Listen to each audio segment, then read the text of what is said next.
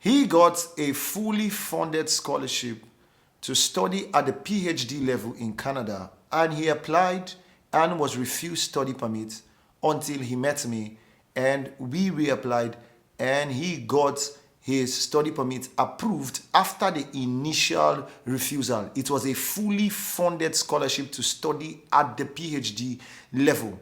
You're welcome to Drift. Just in case you're watching us for the first time, you don't want to miss this video out, especially if you have been refused visa or you want to apply for your study permit for the first time. So I will share the testimonial. You will see his video testimonial in the next slides. Then you will also see the discussions we had, how he contacted me on WhatsApp and the rest. This client of mine is from Rwanda, and I am a Nigerian, but he's from Rwanda, and he met me, watched my video on YouTube, and you watch his testimonial.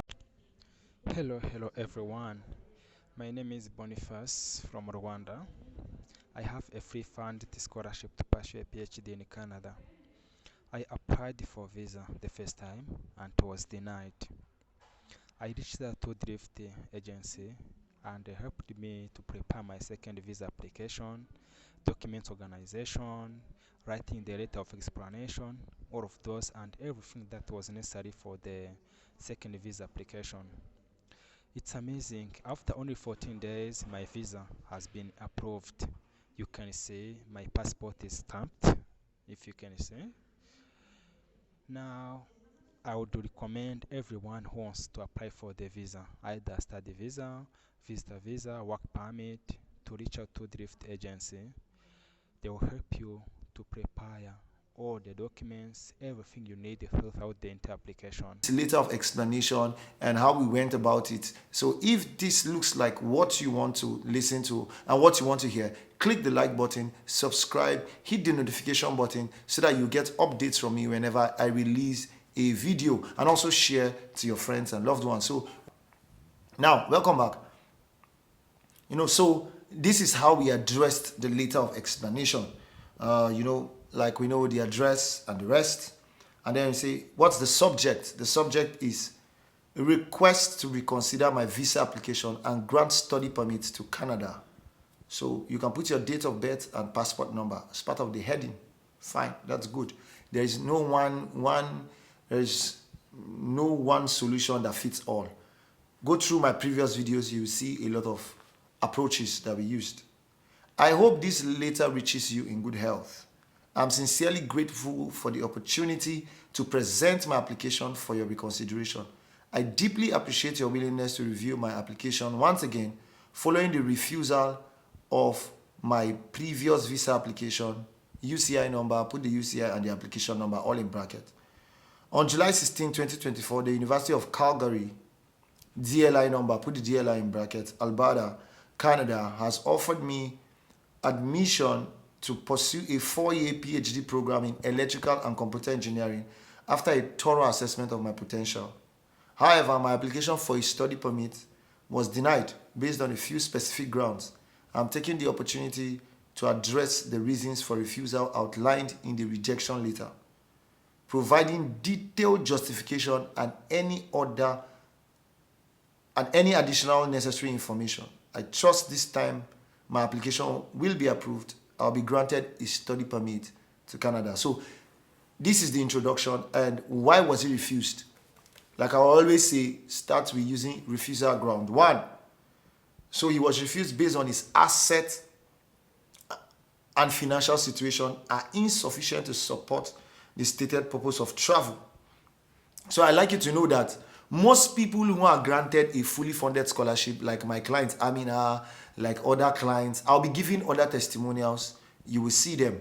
So they are coming in video format, like my other clients Amina and other people. They rely solely on the scholarship without having money in their own account. So how did we deal with this? So the first thing we did was finance for studies.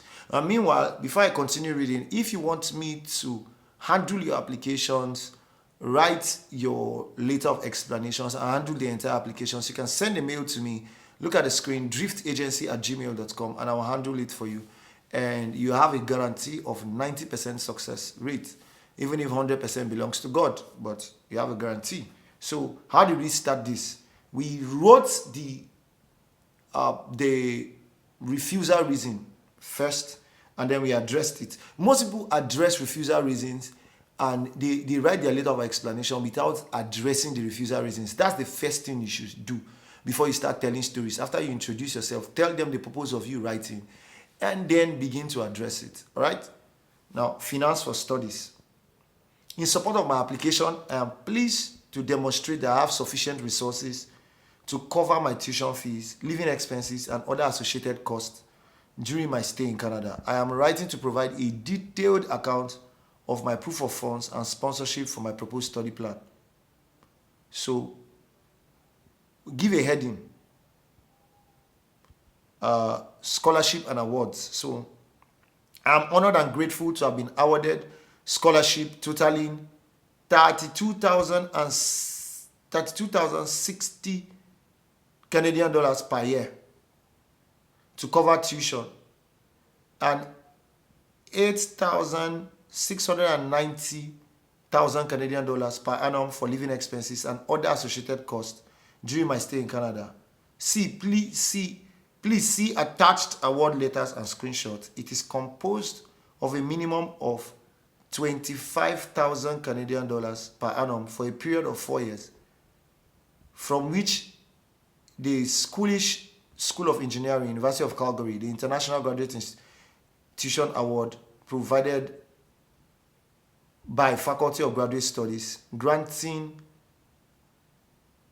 3,060 per annum for 4 years, and graduate assistantship approximately 4,000 per annum. So you can see he has a lot of awards, from living expenses, tuition, everything, but he was still rejected. So there is research assistantship, it was stated here, and there was a screenshot of where it was written, because sometimes we observe that the officers do not read the things that the documents that you attach. They don't really look at it. So sometimes in your letter of explanation, screenshot that portion and add them. That would be nice. And add it in your Microsoft Word, and so that it will go.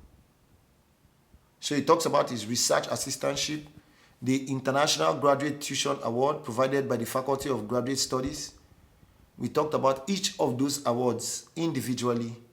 The Graduate Teaching Assistantship, talked about it, gave screenshots for it. Then we now talked about personal savings and support. So that involves salary from workplace, sponsorship from his uncle or his cousin had to sponsor him or give him a grant. So we talked about it. Then we talked about the total funds available and gave a summary table for it.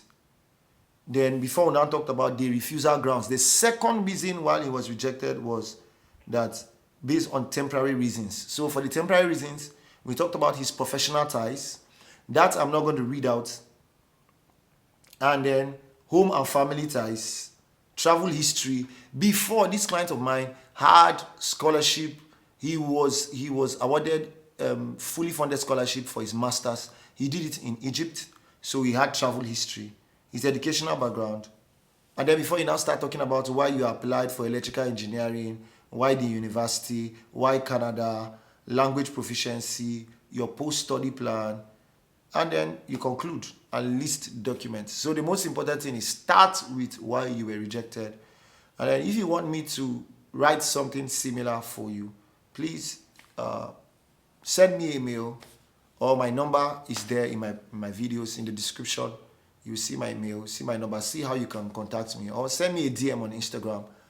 And then don't come sending me a text saying, I want you to help me, please. Or some of you text me and you want me to give you consultancy for free. It's not free. It's not free. So if you want me to put you through wherever you are all over the world, you can send me a DM. If you want testimonials, I can send them one-on-one for you. And until I come your way next time, thank you, and keep glued to Drift.